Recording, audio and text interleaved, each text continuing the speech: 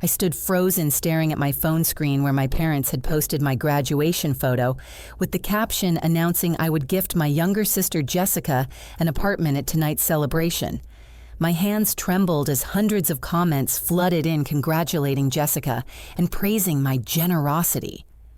The worst part, I had never promised any such thing. My parents had just publicly committed me to giving away the downtown loft I had saved 3 years to buy. Tonight's graduation party would either destroy my family or force me to sacrifice everything I had worked for. The 20-minute drive home felt like an eternity as my mind raced through every possible explanation. Maybe this was some horrible mistake, a social media glitch, or perhaps someone had hacked my parents' account. But deep down, I knew better. The photo they had used was from my college graduation last month, one I had specifically asked them not to share publicly because I looked exhausted after pulling 3 all-nighters to finish my thesis. I burst through the front door of our suburban Chicago home, finding Mom arranging white lilies in crystal vases, while Dad moved furniture to accommodate tonight's guest list.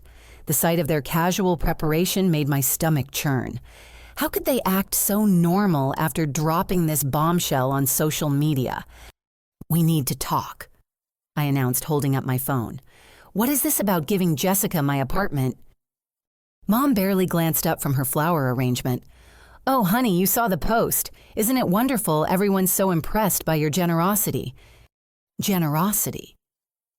My voice cracked. "I never agreed to give Jessica anything. You posted a lie." Dad set down the dining room chair he was repositioning and walked over with that patronizing smile I remembered from childhood lectures. "Now, Bella, we knew you'd want to help your sister. Family comes first. Right, you've always been the responsible one." The audacity of their assumption left me speechless. I had spent the last 3 years working 60-hour weeks at Thompson & Associates, skipping vacations, buying generic groceries, and living in a tiny studio apartment just to save enough for a down payment. My downtown loft represented independent security and proof that all my sacrifices had meant something. "Where's Jessica?" I demanded. "She needs to know what you've done." "She'll be home from Northwestern in an hour," Mom replied, returning to her flowers as if we were discussing dinner plans. "The party starts at 6, so we really need to focus on preparations." I stared at them in disbelief. "You're acting like this is already decided. I bought that apartment 6 months ago with money I earned. You can't just give it away." Dad's expression shifted, revealing the first crack in his confident facade. "Bella, we've been meaning to talk to you about finances. The construction business hasn't been great lately. We lost the Morrison project and the Henderson renovation. Things have been tight." A cold realization began forming in my chest. What does that have to do with my apartment? Mom and Dad exchanged a look that made my blood freeze. It was the same expression they wore when they had to tell me our family dog had died when I was 12, that careful arrangement of features that preceded devastating news. "We borrowed some money from your apartment fund," Dad admitted quietly. "Just temporarily. We always plan to pay it back." "How much?" The words barely escaped my throat. $15,000, Mom whispered. "For Jessica's final semester tuition. We couldn't let her drop out so close to graduation." The room spun around me. $15,000. No wonder my savings had seemed lower than expected when I made the down payment. I had attributed the discrepancy to miscalculation or forgotten expenses, never imagining my own parents would steal from me. "You took money from my account without telling me." I stumbled backward until I hit the wall. "How when?" Dad pulled out a manila folder from the kitchen drawer. "You gave us access for emergencies when you started your job. Remember, you said we could help manage your finances if anything happened." The emergency access. I had completely forgotten about that arrangement from 4 years ago when I was young and naive, worried about what would happen if I got sick or injured. They had never used it before, so it slipped from my memory entirely. "Jessica's education was an emergency," Mom added defensively. "We knew you'd understand. You've always wanted the best for your sister." Before I could respond, the front door opened and Jessica bounced in, wearing her Northwestern University sweatshirt, her blonde hair pulled back in the messy bun she favored during finals week. At 21, she had inherited Mom's delicate features and Dad's easy charm, a combination that had always made people want to take care of her. "The parking situation downtown is insane," she announced, dropping her duffel bag by the stairs. "I had to circle around 3 times just to find a spot. Oh, hi, Bella. I saw Mom and Dad's post about tonight. This is so exciting." The casual way she mentioned the post confirmed my worst suspicions. Jessica wasn't an innocent victim in this scheme. She knew about the apartment announcement and hadn't bothered to question it or call me directly. "Jessica, we need to talk," I said carefully, "about this apartment situation." Her smile faltered slightly. "What do you mean you're giving me your place, right? I mean, that's what the post said." "I never agreed to give you my apartment. Mom and Dad posted that without asking me." Jessica's face went through a series of expressions: confusion, concern, and finally something that looked suspiciously like guilt. "But you bought it as an investment, right? You don't really need it since you're still living in your studio." The assumption in her tone made me want to scream. Everyone seemed to think they understood my life better than I did. Yes, I was still living in my cramped studio, but only because I was saving money for furniture and wanted to take time choosing the right pieces for my first real home. "I bought it because I wanted to live there," I explained slowly. "It's my home." "But Bella..." Jessica's voice took on that wheedling tone she had perfected as a teenager. "I really need a place to live.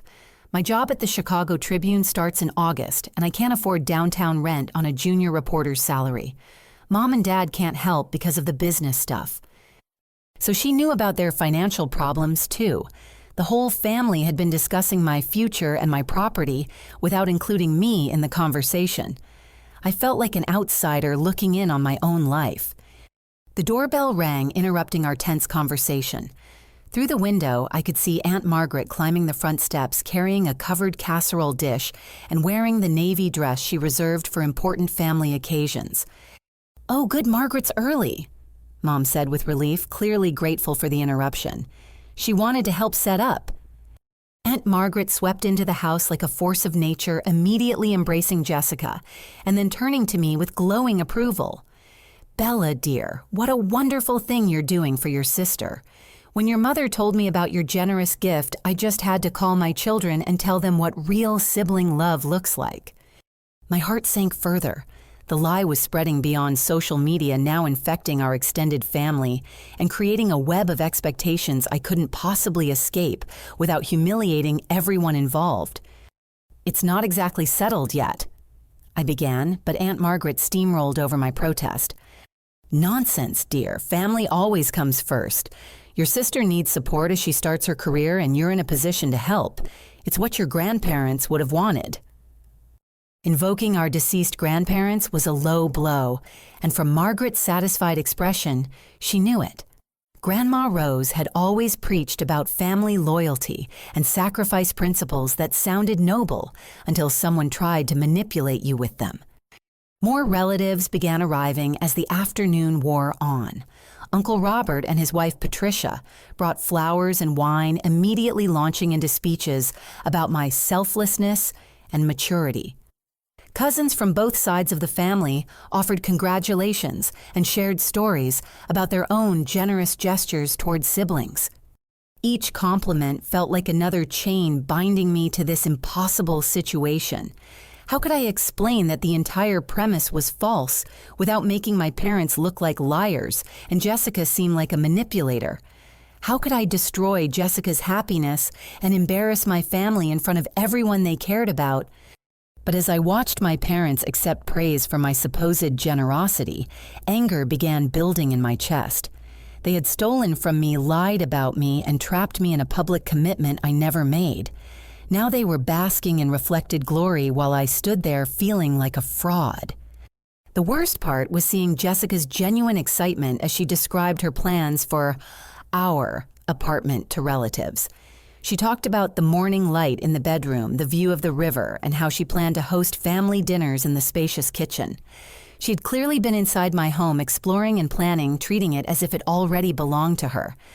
When had she seen the apartment, I had never invited her over, partly because it wasn't furnished yet, and partly because I wanted to surprise the family once I had everything arranged perfectly.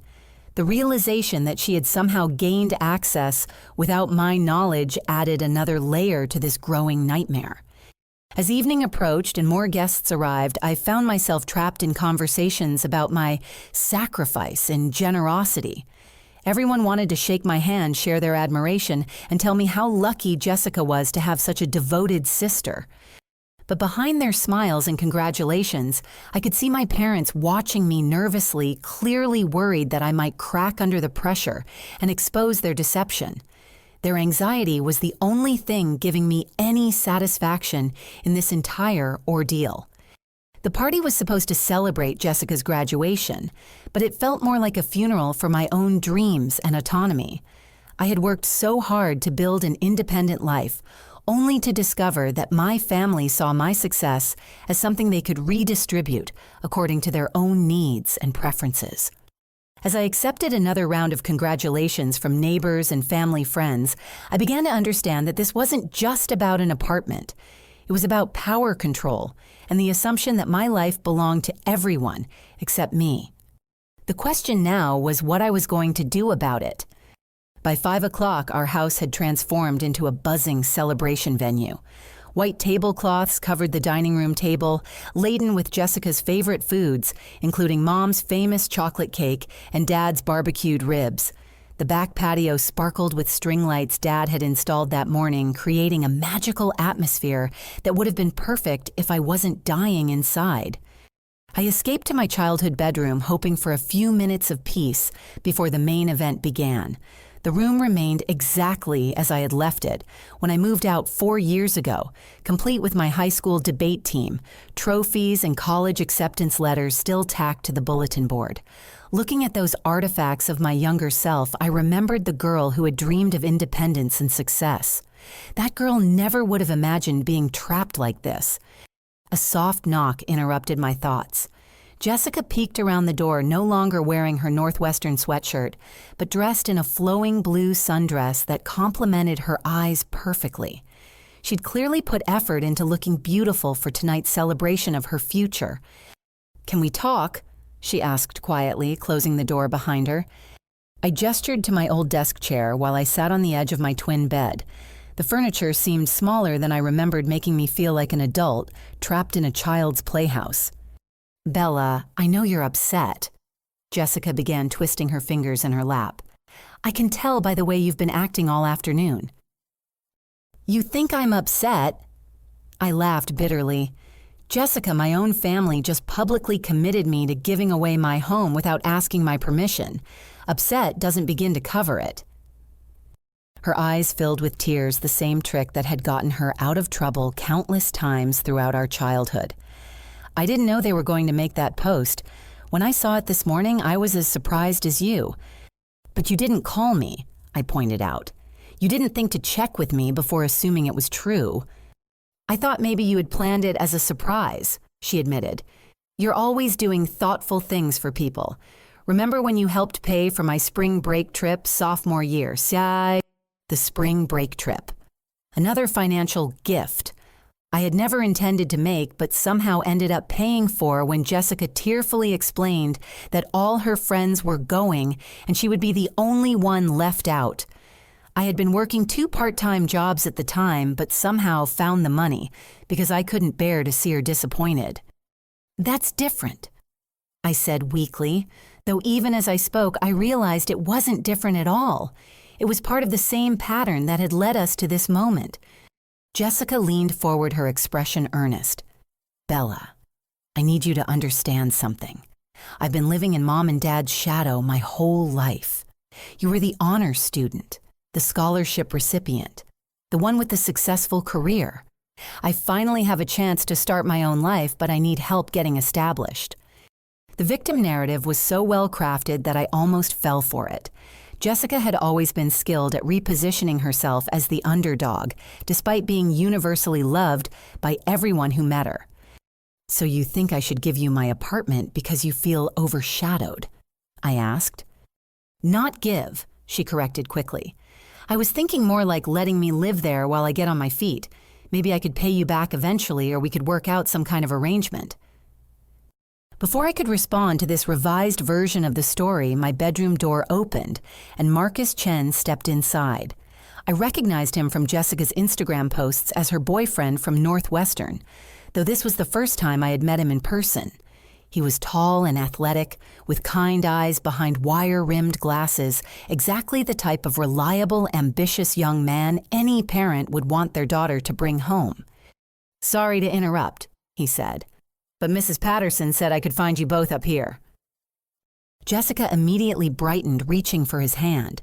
"Marcus, this is my sister Bella. Bella, this is Marcus."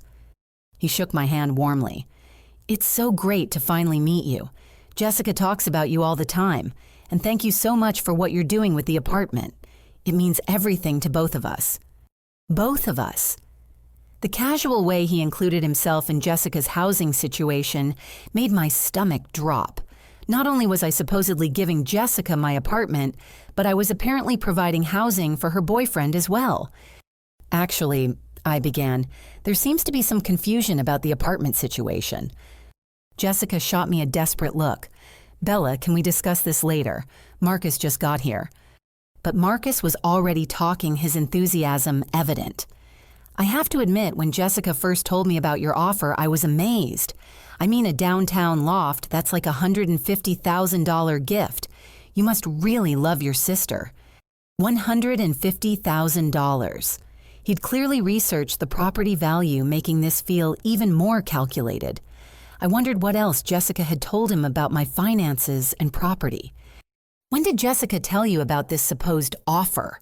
I asked carefully. Marcus looked confused by my tone. "A few weeks ago when we were making plans for after graduation. She said you were thinking about downsizing and offered to let us take over the downtown place. It was perfect timing since I got that internship at Willis Tower. A few weeks ago. This had been in motion for weeks, possibly months, while I remained completely unaware that my family was making plans for my life and property." "Marcus," I said slowly, "I never offered Jessica my apartment. I never even discussed the possibility." The smile faded from his face as he looked between Jessica and me. "What do you mean Jessica said it was all arranged?" Jessica's composure finally cracked. "Okay, fine. Maybe I jumped the gun a little, but Bella, you have to understand. Marcus and I are talking about getting married after I'm established in my job. We need a place to live together, and you're not even using the apartment yet." Getting married. Now the stakes became clear. Jessica wasn't just asking for temporary help. She was asking me to subsidize her entire adult life with her boyfriend. "You're planning your marriage around my apartment?" I asked in disbelief. "Not around it," Jessica protested. "But knowing we'd have affordable housing would make everything easier. Marcus has student loans and my salary at the Tribune is entry level. Without help, we'd have to live in some terrible neighborhood or delay everything for years." Marcus shifted uncomfortably. "Jessica, if your sister didn't actually agree to this..." "She's going to..." Jessica interrupted, looking at me with a mixture of desperation and determination. "Aren't you Bella? You know how hard I've worked for this job. You know how much Marcus means to me." The emotional manipulation was so blatant that I felt insulted by its transparency. Jessica was essentially arguing that her happiness depended on my sacrifice, and that refusing would make me responsible for ruining her future. A commotion downstairs interrupted our tense conversation. Through the bedroom window, I could see more cars arriving, including Mrs. Henderson's vintage Buick and the Patterson family's minivan. The party was officially beginning, and I still had no idea how to handle this impossible situation. "We should go downstairs," Marcus suggested diplomatically. "People are looking for you, Jessica." As we made our way to the main floor, I caught sight of my parents in the kitchen. Mom was arranging appetizers on silver platters, while Dad opened bottles of wine, both of them moving with the efficient teamwork of people who had hosted many parties over the years. They looked happy and relaxed, proud parents, celebrating their daughter's graduation and their older daughter's generosity. The sight of their contentment while I felt like I was drowning in anxiety made me angrier than anything else that had happened all day. They had created this mess, but I was the one suffering while they enjoyed the party. Mrs. Henderson spotted me first, her weathered face lighting up with approval. "Bella, dear, what a wonderful example you're setting. In my day, families looked after each other like this. It's refreshing to see young people with proper values." Behind her, more neighbors and family friends offered similar sentiments. The Pattersons praised my maturity and selflessness. The Williams family shared stories about siblings who had helped each other through difficult times. Every conversation reinforced the narrative that I was doing something noble and admirable. But as I accepted their congratulations, I noticed something troubling in their expressions. These weren't just polite compliments. These people genuinely believed I was making a significant sacrifice, and they expected me to follow through. They had invested emotional capital in this story, and backing out now would disappoint not just my immediate family, but an entire community of people who had already decided I was generous and loving. The social pressure was suffocating. Every smile, every handshake, every word of praise added another layer to the trap my parents had constructed. They hadn't just announced my supposed generosity, they had turned it into a public commitment that would be nearly impossible to retract without serious social consequences. As the evening progressed and more guests arrived, I began to understand the full scope of what my parents had done.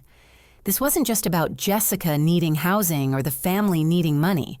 This was about image reputation and maintaining the appearance of a loving, successful family, even when the reality was far more complicated. They had turned my private property into a public symbol of family devotion, making it impossible for me to reclaim without appearing selfish and destructive. It was manipulation on a level I had never imagined my own parents capable of. The question now was whether I had the courage to destroy this carefully constructed fiction, knowing that doing so might damage relationships that had taken decades to build. The party was in full swing when I excused myself to make a private phone call. The constant stream of congratulations and praise had become unbearable, each compliment, feeling like another nail in the coffin of my autonomy. I needed answers, and I needed them now. I slipped out to the garage, closing the door behind me and leaning against Dad's workbench. The familiar smell of motor oil and sawdust provided a strange comfort as I dialed the customer service number for First National Bank, where I had maintained my account since college. First National Bank, this is Jennifer speaking. How can I help you today? Hi, this is Bella Patterson. I need to review some recent transactions on my savings account. I think there might have been some unauthorized transfers. After verifying my identity with security questions, Jennifer pulled up my account history. What she found made my blood run cold. I see several large transfers over the past few years, she said professionally. Let me walk through them with you. In September 2021, there was a $15,000 transfer to a joint checking account. In March 2022, another $8,000. Then smaller amounts throughout 2023 and this year. My hands started shaking. How much total? Including the most recent transfer last month, the total comes to $39,743.62. Nearly $40,000. They hadn't just borrowed money for Jessica's tuition. They had been systematically draining my accounts for years, taking money I had earned through overtime weekend work and countless small sacrifices. Can you tell me who authorized these transfers? I asked, though I already knew the answer. The account notes show they were authorized using the emergency access you established in 2020. Both account holders signed the authorization forms. Both account holders. Mom and Dad had been working together on this, planning each withdrawal and covering their tracks. This wasn't a desperate last-minute decision to help Jessica with tuition. This was organized theft spanning multiple years. Jennifer, I need copies of all the authorization documents and transaction records. Can you email them to me immediately? Of course. I'll send everything to the email address on file. Is there anything else I can help you with tonight? Actually, yes. I want to remove the emergency access authorization immediately. No one else should have any access to my accounts. As I waited for the email to arrive, I sat in the darkness of the garage trying to process the magnitude of what my parents had done.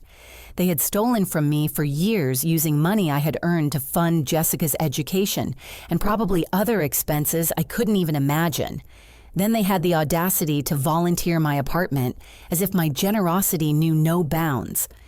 My phone buzzed with the email from the bank. As I scrolled through the attached documents, I saw my parents' signatures on form after form, each one authorizing another theft from their own daughter's future. The paperwork was meticulous, showing they had planned each withdrawal carefully to avoid raising red flags. I was still staring at the evidence when the garage door opened. Jessica stepped inside, looking around nervously before spotting me in the corner. "Bella, what are you doing out here? Everyone's looking for you." "I'm looking at bank records," I said quietly, holding up my phone.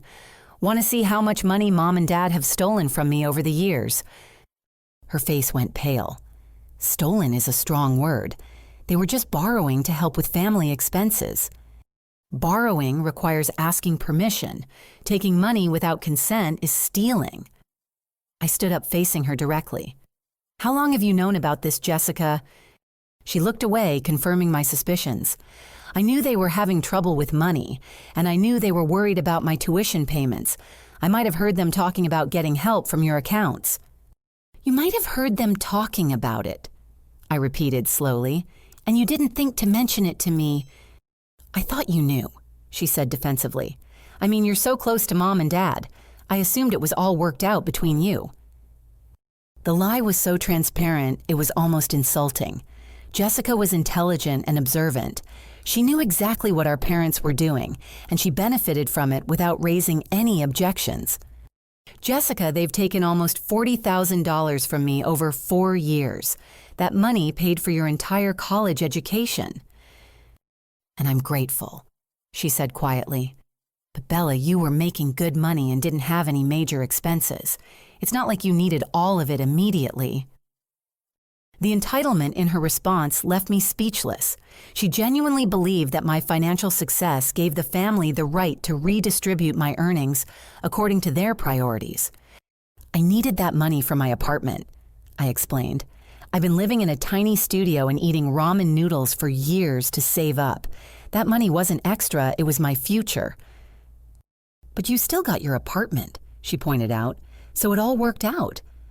"I got a smaller apartment than I planned and had to take a larger mortgage because they stole my down payment money." I showed her the bank statements on my phone. "Look at this. They didn't just take money for your tuition. They took money for car repairs, home improvements, vacation expenses. They've been treating my accounts like their personal emergency fund." Jessica glanced at the screen, then looked away quickly. Maybe it was more than I realized. But Bella, they're our parents. They sacrificed everything to raise us. Don't we owe them something? "We owe them respect and gratitude, not unlimited access to our bank accounts," I replied. "And they certainly don't owe me to gift you my apartment to make up for their financial problems." Before Jessica could respond, the garage door opened again. This time it was Marcus, looking concerned. "Sorry to interrupt, but Mrs. Patterson asked me to find you both. She wants to start the toasts soon." Jessica immediately moved toward him, but I stayed where I was. "Marcus, before we go back inside, there's something you need to know. Jessica and my parents have been lying about the apartment situation." "Bella, please," Jessica pleaded, "don't ruin tonight." But I was past caring about tonight. "Marcus, I never offered Jessica my apartment. My parents posted that announcement without my permission, and Jessica has been going along with the lie." Marcus looked confused and hurt. "Jessica, is that true?" "It's complicated," she began, but I cut her off. "It's not complicated. They stole money from my savings accounts to pay for Jessica's college, and now they want me to give her my apartment to complete the package. She's been planning our entire future around a lie." The betrayal in Marcus's eyes was painful to watch. "Jessica, you told me your sister offered the apartment willingly. You said it was already arranged." "I thought it would be..." Jessica said desperately. I thought once Bella understood the situation, she'd want to help. She always has before. By lying to me? Marcus asked. By building our plans around something that wasn't real. Because I love you, Jessica cried. Because I wanted us to have a future together, and I knew the only way that was possible was with help. The raw emotion in her voice reminded me of the little sister who used to crawl into my bed during thunderstorms. But we weren't children anymore, and the stakes were far too high for childhood manipulation tactics. Marcus stepped back from both of us. I need to think about this. This changes everything. He left the garage, and I could see through the window that he was walking toward his car rather than back into the house. Jessica watched him go with tears streaming down her face. Are you happy now? She asked bitterly. You've ruined my relationship and probably my job prospects too. The whole family will know what happened. I didn't ruin anything, I replied firmly.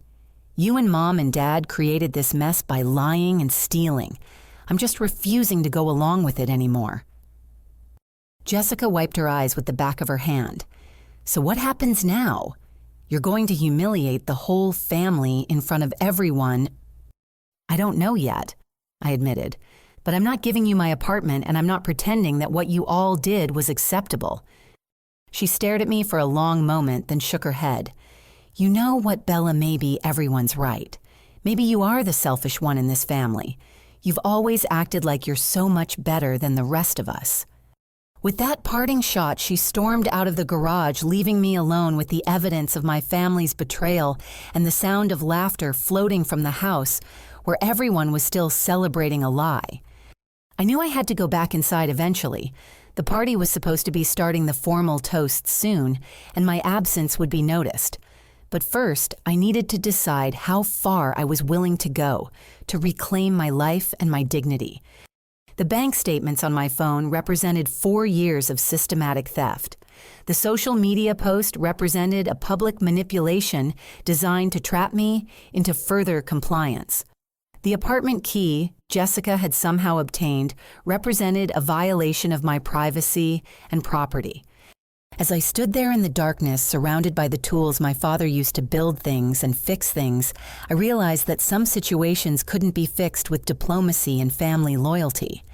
Sometimes the only way to stop being a victim was to stop protecting the people who were victimizing you. The question was whether I had the courage to burn down the carefully constructed image my family had created, knowing that doing so might destroy relationships that could never be rebuilt. But as I looked at the evidence of their deception, I realized that those relationships might already be destroyed. They just hadn't told me yet. I was still standing in the garage staring at my phone screen filled with evidence of systematic theft when it rang. The caller ID showed Riverside Security Services, the company that handled my apartment building. Hello, Miss Patterson. This is Dave from Building Security. I wanted to check with you about some activity at your unit today. My heart stopped. What kind of activity? Well, around 2 o'clock this afternoon, a young woman and a man showed up with keys to your apartment. They said you had given them permission to move some belongings in.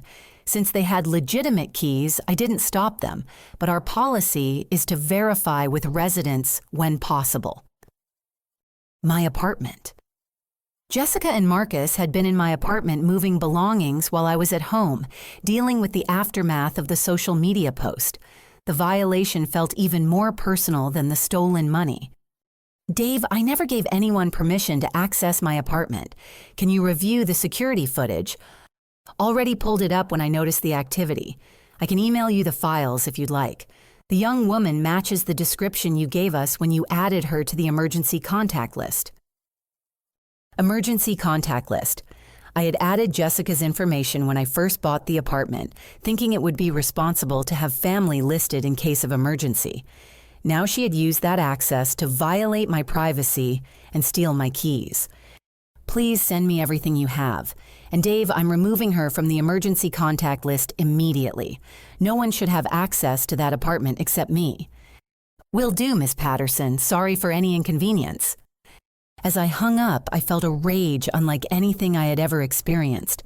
It wasn't just the betrayal anymore, it was the sheer scope of the violation. My family hadn't just lied about me publicly and stolen my money privately. They had physically invaded my home and begun moving Jessica's possessions into the space I had worked years to afford. The security email arrived within minutes containing video files that made my blood boil. There was Jessica casually unlocking my apartment door with a copy of my key she had somehow obtained. There was Marcus carrying boxes and furniture into my living room. They moved with the casual confidence of people who believed they were entitled to be there. But it was the final video file that broke something inside me. It showed Jessica and Marcus embracing in my bedroom, spinning around and laughing as they planned their future in what they clearly considered their new home. Jessica pointed to different corners, obviously discussing furniture placement and decoration ideas. They looked like a happy young couple moving into their first place together. Except it was my place, my sanctuary, my reward for years of sacrifice and hard work. I was so absorbed in watching the footage that I didn't notice the garage door opening again until I heard Dad's voice. "Bella, your mother sent me to find you. Everyone's getting restless about the toasts." I looked up at him, this man who had taught me to ride a bike and helped with homework, and walked me down the aisle at my high school graduation. This man who had been systematically stealing from me for 4 years. "I know what you've been doing," I said quietly. His expression didn't change, but I saw his shoulders tense. "What do you mean?" I held up my phone showing him the bank statements. $39,743. That's how much you and Mom have stolen from me since I started my career. Dad's face went through several expressions: shock, guilt, defensiveness, and finally resignation. "Bella, we can explain." "Can you explain this too?" I showed him the security footage of Jessica and Marcus in my apartment. "They were moving into my home this afternoon while you were all lying to my face about the social media post."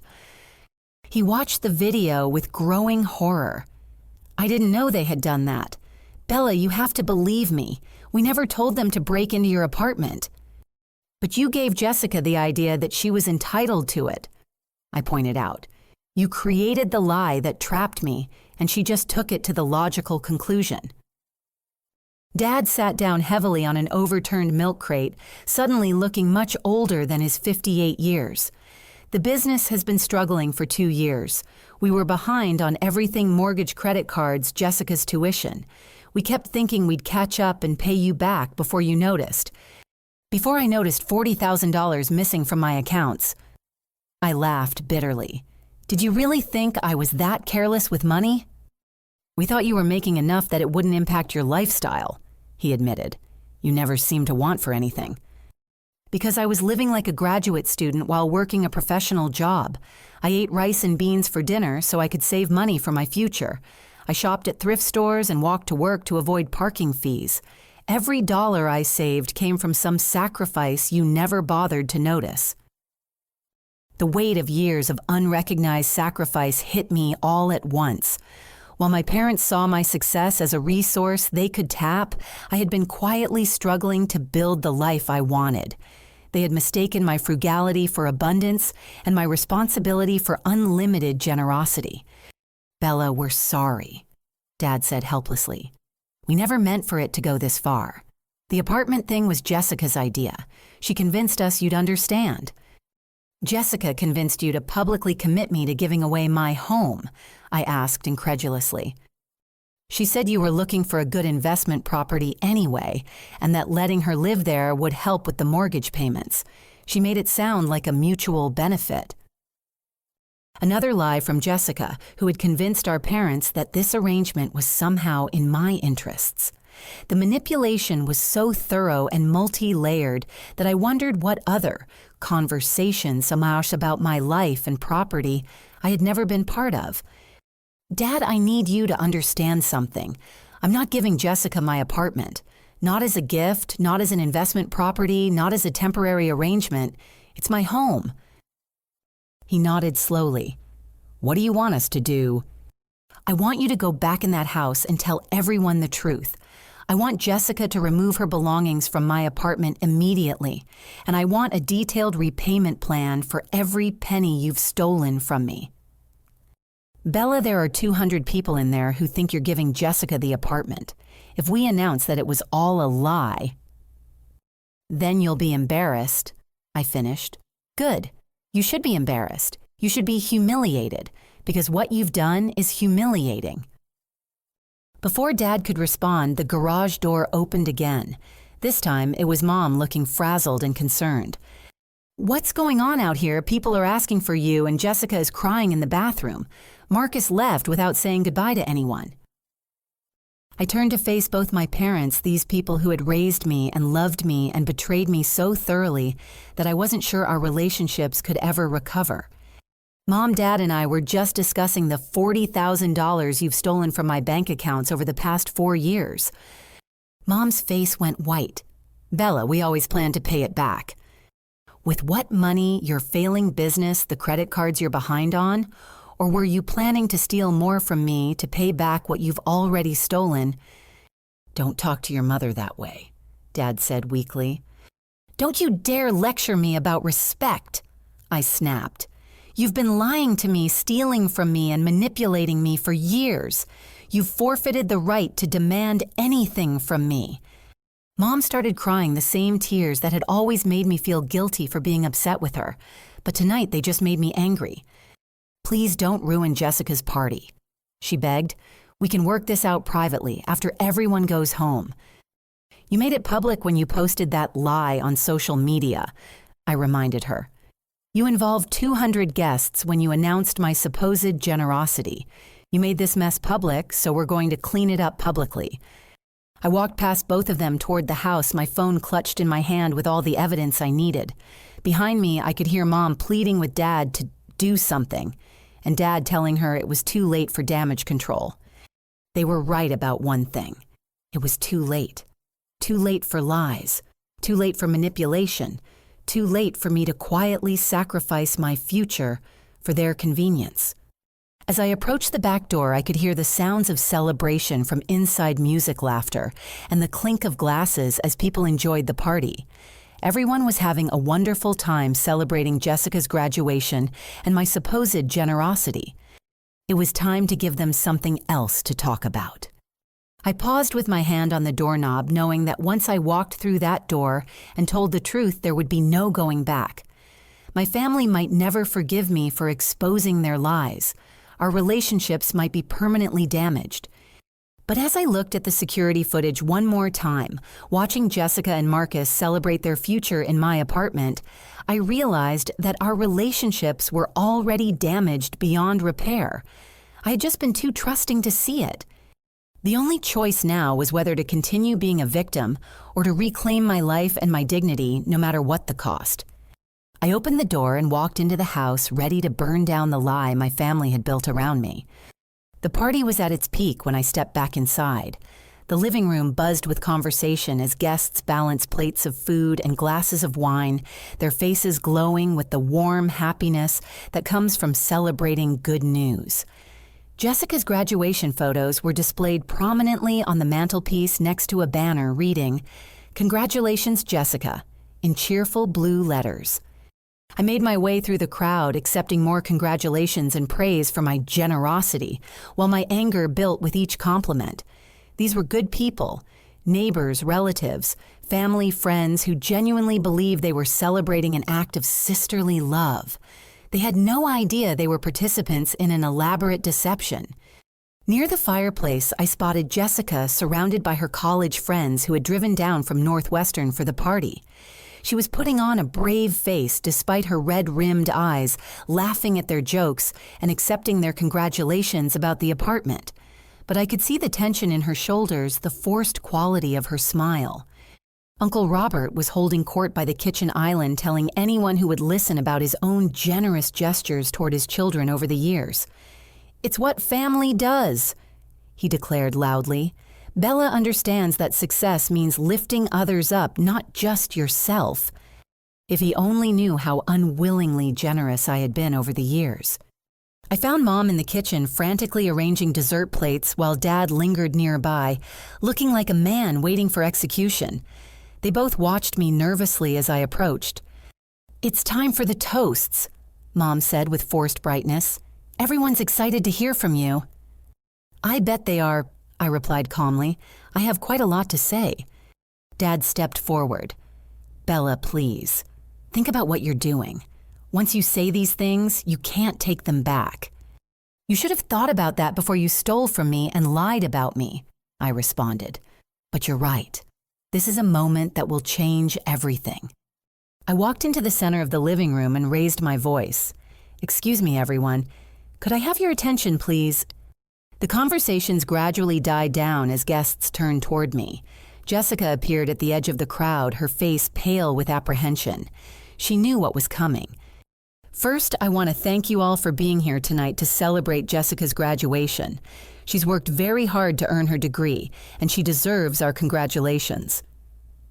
Polite applause filled the room. So far, so good. "Many of you have complimented me tonight on my supposed generosity in giving Jessica my apartment. I appreciate your kind words, but there's something important I need to clarify." The room fell completely silent. I could feel my parents' panic from across the room, but there was no stopping now. "I never promised to give Jessica my apartment. The social media post announcing this gift was made without my knowledge or consent." Gasps and murmurs rippled through the crowd. Aunt Margaret's wine glass stopped halfway to her lips. Uncle Robert's confident smile faltered. "But that's not all." I continued pulling out my phone. "I'd like to show you what Jessica and her boyfriend were doing this afternoon while we were all here preparing for this party." I held up my phone, playing the security footage for the room to see.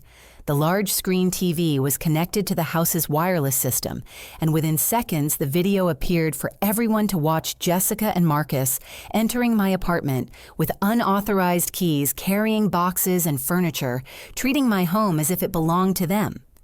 The silence in the room was deafening. On screen, we all watched Jessica and Marcus embrace in my bedroom, laughing and spinning as they planned their future in my space. "They broke into my apartment," I announced calmly. "They used keys that were obtained without my permission to access my private property and move belongings into my home." Mrs. Henderson set down her plate with shaking hands. The Patterson family exchanged shocked looks. Jessica's college friends stared at her in disbelief. "But the real story goes back much further than today." I continued, my voice growing stronger. "For the past 4 years, my parents have been systematically stealing money from my bank accounts, nearly $40,000 in total." I pulled up the bank statements on my phone, the numbers clearly visible to anyone close enough to see. They used emergency access I had granted them to take money without my knowledge or consent. Money I earned working 60-hour weeks. Money I saved by living in a tiny studio and eating ramen noodles. Money I sacrificed everything to accumulate so I could afford my own home. Dad stepped forward, his face ashen. "Bella, please." "Please what, Dad? Please continue to let you steal from me. Please pretend this didn't happen so everyone can keep believing the lie." I turned back to the stunned crowd. The apartment gift was never real. It was a public announcement designed to trap me into compliance with a family scheme that has been bleeding me dry for years. Jessica finally found her voice. "Bella, stop. You're ruining everything." "I'm not ruining anything," I replied firmly.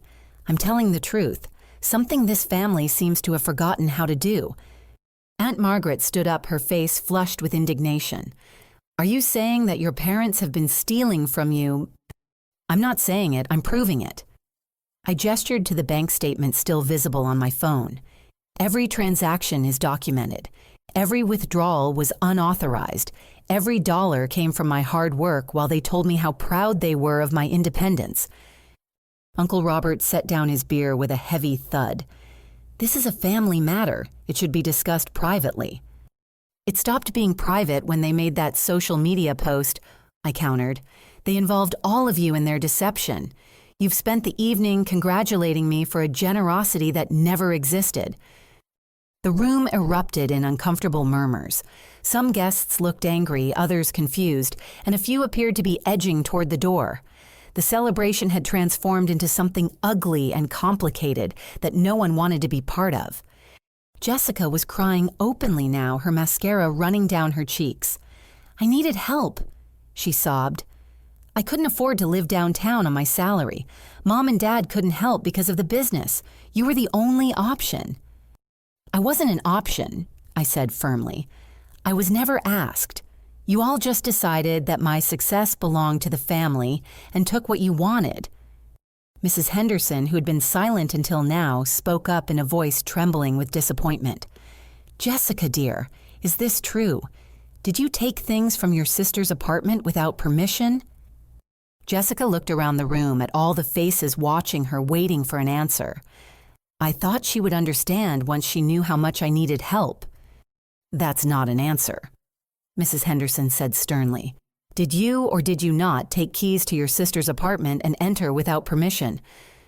"Yes," Jessica whispered. The admission hit the room like a physical blow. These people had known Jessica since she was a child. They had watched her grow up, attended her birthday parties, celebrated her achievements. Learning that she was capable of theft and deception shattered their image of the sweet young woman they thought they knew. Aunt Margaret shook her head in disgust.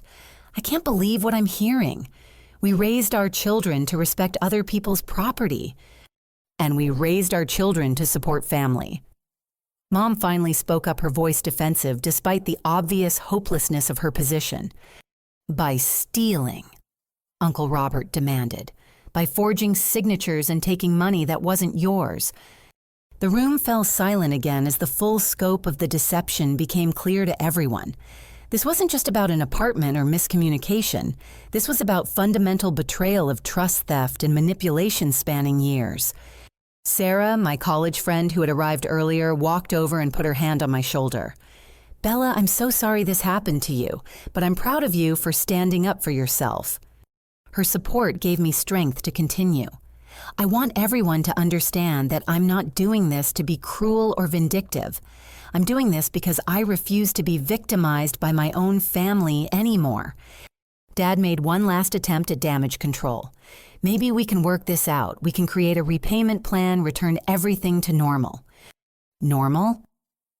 I laughed bitterly. "Dad, normal would have been asking for help instead of stealing. Normal would have been respecting my property instead of giving it away without permission.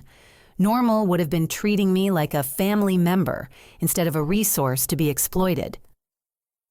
The photographer who had been taking pictures earlier approached cautiously. "Should I delete the photos from tonight?" I considered for a moment. "Delete anything that shows me participating in the lie. Keep anything that documents what really happened." As guests began to gather their belongings and make awkward excuses to leave, I felt a mixture of relief and sadness. Relief that the truth was finally out, that I no longer had to participate in the deception. Sadness that it had come to this, that my own family had forced me to choose between my dignity and their comfort. Jessica approached me as the crowd thinned, her face streaked with tears and makeup. "I hope you're happy. You've destroyed everything." "I didn't destroy anything," I replied quietly. "You and Mom and Dad did that when you decided my life was yours to control. I just stopped pretending otherwise." She stared at me for a long moment, then walked away without another word. As the last guests filed out, offering awkward goodbyes and confused expressions, I found myself alone with my parents and the wreckage of their lies. The house felt different now, smaller somehow, as if the truth had pushed all the air out of the rooms. Mom was crying quietly into a dish towel while Dad stood helplessly beside her. They looked older, diminished by the exposure of their deception. "What happens now?" Mom asked in a small voice. I looked around the house where I had grown up at the family photos and mementos that documented years of shared history. Some of those memories were genuine. Some, I now realized, were probably built on lies I had been too trusting to see. "Now you figure out how to pay me back," I said simply, "and you hope that someday I can forgive you." With that, I walked out of the house and drove home to my apartment where I would change the locks and begin the long process of rebuilding trust in a family that had betrayed me in ways I never thought possible. I was sitting in my apartment changing the locks on my front door when the police arrived. I had called them immediately after leaving my parents' house, partly to report the break-in and theft, but mostly to establish an official record of what had happened. After years of being manipulated and gaslit, I needed external validation that I wasn't overreacting. Officer Martinez and Officer Kim were professional and thorough, taking detailed statements and photographs of the evidence. The bank records, security footage, and Jessica's belongings still scattered throughout my apartment painted a clear picture of systematic fraud and breaking and entering. "This is pretty straightforward," Officer Martinez explained after reviewing everything. "Identity theft fraud and unlawful entry. The amounts involved make this felony-level stuff." My phone had been buzzing constantly with calls and texts from family members. Aunt Margaret demanding explanations, Uncle Robert expressing disappointment, cousins asking if the stories were true. I had ignored them all, needing space to process what I had done and what came next. But when Dad's number appeared on my screen for the 5th time in an hour, I finally answered. "Bella, please, the police are here. Can we talk about this?" "We should have talked about this 4 years ago before you started stealing from me," I replied calmly. "I know we made mistakes, but involving the police is going to ruin our lives. Your mother can't stop crying. Jessica is devastated." The attempt at emotional manipulation was so predictable that I almost laughed. After exposing their deception publicly, they were still trying to make me feel guilty for the consequences of their actions. "Dad, you committed crimes against me for years. Did you think there wouldn't be consequences?" "But we're family," he pleaded. "Can't we work this out between ourselves?" "We stopped being family when you decided to treat me like a bank account with legs," I said. "But here's what's going to happen. I'm going to give you an opportunity to minimize the damage." I had spent the 2 hours since leaving the party thinking about what I actually wanted. Revenge felt good in the moment, but it wouldn't restore my stolen money or rebuild the relationships that might still be salvageable. What I wanted was justice, accountability, and assurance that this would never happen again. "I'm listening," Dad said quietly. "First, you and Mom are going to find jobs immediately. Real jobs with steady paychecks, not the construction business that's been failing for 2 years. Bella, at our age, it's not easy to find employment." "Then you should have thought about that before stealing $40,000 from your daughter," I replied sharply. "I happen to know that Thompson & Associates is looking for an administrative assistant. Mom has the skills for that position, and Walsh Construction is hiring experienced supervisors. Your friend Mike Walsh would give you a chance if I asked him to." There was silence on the other end of the line. "You've already looked into jobs for us?" "I spent the afternoon making calls instead of wallowing in self-pity," I explained. "Funny how much you can accomplish when you're not busy being a victim." The truth was, I had started researching solutions the moment I decided to expose the lies. Destroying my family might feel satisfying temporarily, but rebuilding them into better people would be more meaningful in the long run. "What else?" Dad asked. "Jessica is going to pay me back every penny of the money that went toward her education. Her starting salary at the Tribune is $45,000 a year. She can afford $300 a month toward restitution." "That will take years." "It took years for you to steal it," I pointed out. "It can take years to pay it back. But here's the thing, Dad. If all 3 of you stick to the payment plan and commit to family therapy, I'll reduce the charges to misdemeanors and ask for restitution instead of jail time." I could hear him breathing heavily on the other end of the line. "And if we don't agree, then I press for maximum charges and let the courts decide your punishment. Identity theft and fraud can carry sentences of up to 10 years. Is that really how you want to spend your retirement?" Another long silence. "We need to discuss this as a family." "No," I said firmly. "You've had 4 years to discuss things as a family, and you chose to steal from me instead. You have until tomorrow morning to decide. After that, I proceed with full charges regardless. I hung up and returned to changing my locks, feeling more in control than I had in years. For too long, I had been reactive, responding to other people's manipulation and demands. Tonight, I was setting the terms and timeline. My phone buzzed with a text from Jessica. "Can we please talk? I know I messed up." I stared at the message for a long time before responding, "Actions have consequences. You can start by removing your belongings from my apartment immediately." 3 hours later, Jessica arrived with Marcus and 2 of her college friends to collect her things. She looked exhausted and defeated, her earlier confidence completely gone. Marcus appeared uncomfortable, but determined to help, probably processing the fact that his girlfriend was not the person he thought he knew. "Bella, I'm sorry," Jessica said as she packed her clothes back into boxes. "I never meant for it to go this far." "What did you think would happen?" I asked, genuinely curious. "Did you think I'd just accept losing my apartment forever?" "I thought you'd understand once you saw how much I needed help," she admitted. "You've always been the strong one, the successful one. I thought you could handle the sacrifice better than I could handle the failure." The honesty was more devastating than her lies had been. Jessica genuinely believed that my success made me less deserving of happiness, less entitled to the rewards of my hard work. In her mind, she wasn't stealing from me. She was redistributing resources according to need.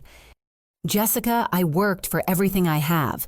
I sacrificed for years to build the life I wanted.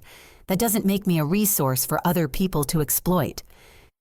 "I know that now," she said quietly. I was so scared of failing, of ending up back in this house working some dead-end job while my friends moved on with their lives. "So instead of asking for help, you decided to take what you wanted without permission." She nodded, tears streaming down her face. "I convinced myself it was fair because you had so much and I had nothing." Marcus, who had been silently packing books, finally spoke up. "Jessica, why didn't you tell me the truth? We could have found another way." "Because I was ashamed," she sobbed. "Because I didn't want you to see me as a failure or a burden." "But lying to me was better?" he asked, hurt, evident in his voice. I watched this conversation with a mixture of sadness and relief.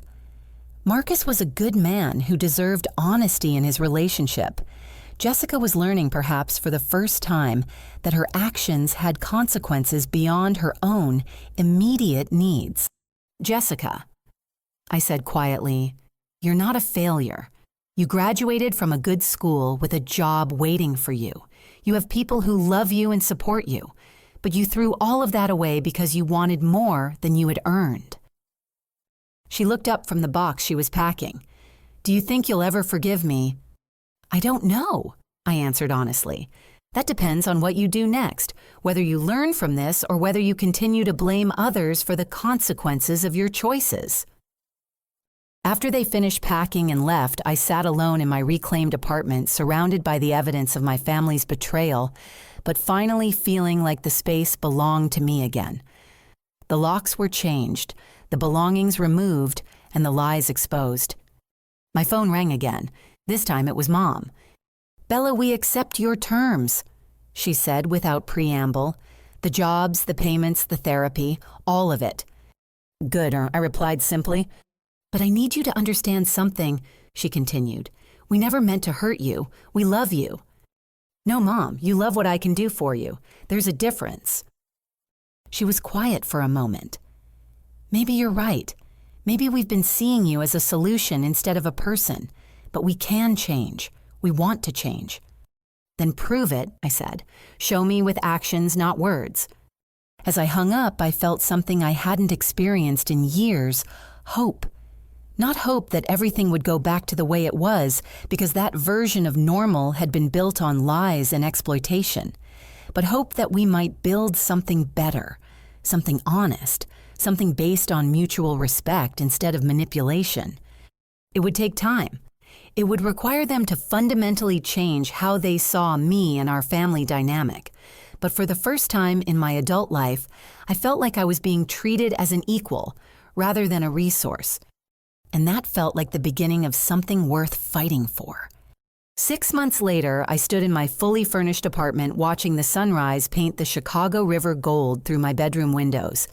The space finally felt like home, decorated with carefully chosen pieces that reflected my personality rather than my budget constraints. For the first time in years, I could enjoy the fruits of my labor without worrying about who might try to take them away. The transformation hadn't been easy, but it had been profound. Mom had started working at Thompson & Associates 3 weeks after the party beginning as a filing clerk and quickly proving her organizational skills.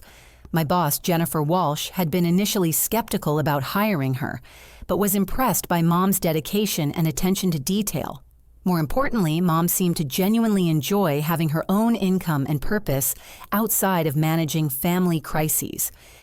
"It feels good to contribute instead of just consuming," she had told me during one of our monthly coffee meetings, part of the family therapy process. I forgot what it was like to earn my own way. Dad had taken the job with Walsh Construction, working under his old friend Mike Walsh, in a supervisory role that utilized his experience without the stress of running his own failing business. The steady paycheck had eliminated the financial desperation that had driven him to steal from me in the first place. I was so focused on maintaining the image of success that I lost sight of what success actually meant, he had admitted during one particularly difficult therapy session. I thought providing for the family meant taking from one child to give to another. The family therapy sessions had been brutal at first. Dr. Richards, our counselor, had refused to let anyone minimize or rationalize what had happened. She forced us to confront the ugly truth that our family dynamic had been based on exploitation rather than love, with me cast as the perpetual provider and Jessica as the perpetual recipient. "Bella, you enabled this pattern by never setting boundaries," Dr. Richards had told me during an individual session. "Your generosity became their entitlement because you never taught them that your resources weren't unlimited." She was right. Looking back, I could see how my willingness to help had gradually evolved into an expectation that I would always help, regardless of the cost to myself. The apartment scheme wasn't an isolated incident. It was the inevitable escalation of a pattern that had been building for years. Jessica had struggled the most with the new dynamic. Her job at the Chicago Tribune was challenging but rewarding, and she was slowly learning to live within her means. The $300 monthly payment to me was a constant reminder of the consequences of her choices, but she had never missed a payment. More importantly, she was learning to see me as a person rather than a solution to her problems. "I spent so much time resenting your success that I never appreciated how hard you worked for it," she had said during our most recent dinner together. "I convinced myself that life was easier for you, that you didn't struggle like I did." Marcus had initially broken up with her after the truth came out, unable to reconcile the woman he loved with the person who had lied to him so thoroughly. But after 3 months of Jessica working on herself in individual therapy and making genuine efforts to pay me back, he had agreed to try again. "Trust has to be rebuilt from the ground up," he had explained to me when he asked for my thoughts on their relationship. "But I can see that she's really changing, not just apologizing." Their relationship was different now, more honest, but also more fragile. Jessica was learning to share her fears and insecurities instead of hiding them behind manipulation, while Marcus was learning to support her without enabling her bad behavior. The extended family had taken longer to come around. Aunt Margaret had initially blamed me for airing dirty laundry and destroying family unity. But when the full scope of the theft became clear and she saw my parents and Jessica taking responsibility, her attitude had shifted. "I owe you an apology," she had said at Thanksgiving dinner, the first family gathering since the disaster. "I was so focused on maintaining peace that I ignored the fact that you were being victimized." Uncle Robert had been more direct. "We all failed you, Bella. We were so charmed by Jessica's personality that we didn't notice she was taking advantage of yours." The neighbors had been surprisingly supportive once they understood what had really happened. Mrs. Henderson had become something of a surrogate grandmother to me, checking in regularly and making sure I was taking care of myself. I've lived long enough to know that family loyalty doesn't mean accepting abuse, she had told me while bringing over homemade cookies. You did the brave thing, dear. Not the easy thing, but the right thing. My career had actually benefited from the experience. Standing up for myself in such a dramatic way had given me confidence in other areas of my life. I had negotiated a promotion and raise at Thompson & Associates, taking on more responsibility and earning the respect of colleagues who had previously seen me as talented but overly accommodating. You're a different person now. Jennifer Walsh had observed during my performance review. More assertive, more confident in your worth. It's made you a much stronger leader. The apartment had become my sanctuary in the truest sense. I loved every corner of it, from the kitchen where I cooked elaborate meals for myself to the living room where I hosted friends without worrying about family drama. For the first time in my adult life, I had a space that was completely mine-earned through my own efforts and protected by boundaries I had finally learned to set. On this particular morning, as I prepared for another monthly coffee meeting with Mom, I reflected on how much had changed. The woman getting ready in my bathroom mirror looked different from the one who had discovered that devastating social media post 6 months ago. She stood straighter, smiled more genuinely, and had eyes that reflected hard-won wisdom rather than naive trust. My phone buzzed with a text from Jessica. Sent this month's payment. Also wanted you to know that Marcus and I are looking at a small apartment in Lincoln Park, somewhere we can actually afford together. Thank you for teaching me that there's dignity in earning your own way. I smiled, remembering the girl who had once believed she was entitled to my home simply because she needed it.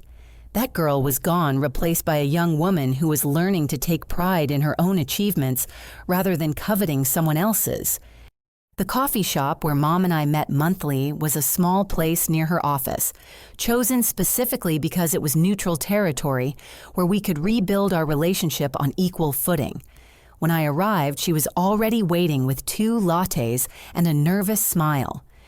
"How was your week?" she asked as I sat down. "Good, busy but good. Jennifer gave me the Henderson account, which is a big step up." "That's wonderful, honey. You've worked so hard for recognition like that." The conversation was still sometimes awkward, weighted with the history of what had happened, but it was honest in a way our relationship had never been before.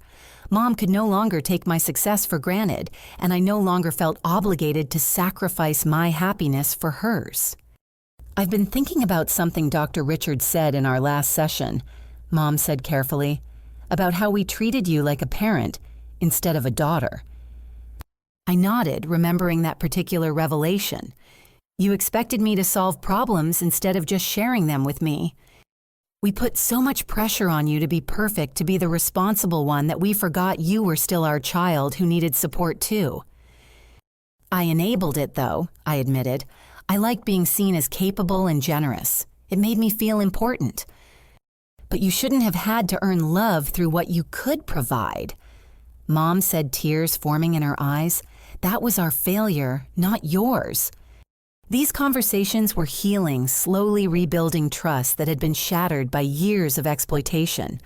Mom was learning to see me as a complete person with my own needs and limitations, while I was learning to accept love that wasn't conditional on my usefulness. "Mom, can I ask you something?" "Of course." "Do you think we would have ever had this honest relationship if I hadn't exposed everything that night?" She considered the question carefully. "No, I don't think so. We were too comfortable with the way things were, even though it was wrong. Sometimes you have to break something completely before you can rebuild it properly." As we finished our coffee and prepared to return to our separate lives, Mom reached across the table and squeezed my hand. "I know I've said this before, but I'm proud of you. Not because of what you can do for others, but because of who you are. You're brave and principled and strong enough to demand better when others might have just accepted the situation."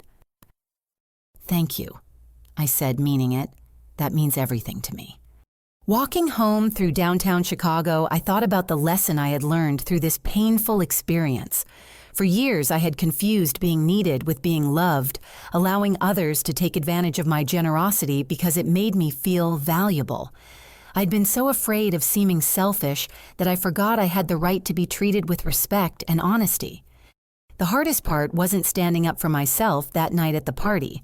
The hardest part was learning to maintain boundaries consistently, to value my own needs alongside others, and to understand that real love doesn't require endless sacrifice.